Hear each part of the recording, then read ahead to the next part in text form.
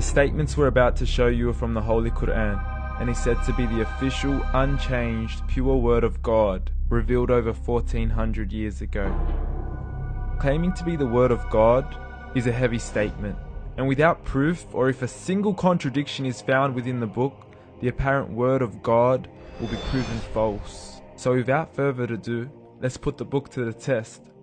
In the 23rd chapter, titled The Believers, from the 12th to the 14th verses, God is said to give a detailed description of how the human being is formed.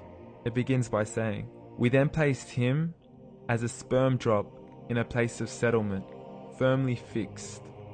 Then we made the drop into a alaqa." We will translate this word very soon. "And then we changed the alaqa into a lump. Then we made out of that lump into bones. And then we clothed the bones with flesh. Then we caused him to grow and come into being and attain the definitive human form." In the 21st century, we can now safely say that this verse is clearly describing the process of human development in correct chronological order.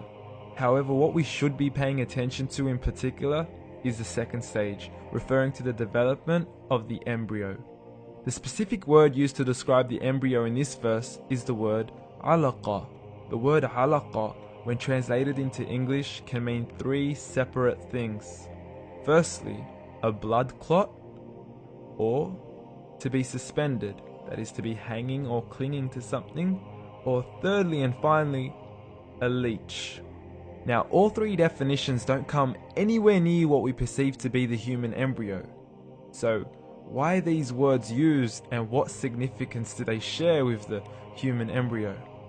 Can the embryo be described as a blood clot? Well, what do you think? In the 3rd week of embryonic development, a tubular heart joins with the blood vessels to form a primordial cardiovascular system, and by the end of the 3rd week, the blood is circulating and the heart begins to beat on day 21. The first thing that comes to mind in regards to being suspended or hanging is the umbilical cord. But we can't use that example because we are simply referring to step 2, before the baby has even formed. But we now know today that the umbilical cord is formed from the connecting stalk. And the connecting stalk is formed as soon as the embryo is formed. The embryo's connecting stalk has even been described by John Allen and Beverly Kramer as an object to suspend the developing embryo in the extra-embryonic column. So an embryo is suspended and does have a strong resemblance with the blood clot. What on earth would an embryo have to do with a leech? Figure A shows the structure of an embryo at 25 days. Figure B shows a leech. Now please note once again that the embryo in this stage is no greater than the size of a kernel of wheat. This is an X-ray of the embryo at 22 days. This is the internal structure of a leech. It's mind-blowing stuff, but you still haven't seen anything yet. This is the head of the embryo at 22 days. The detail you are seeing right now is absolutely impossible to be seen with the human eye and can only be seen with a microscope. This is the back end of a leech.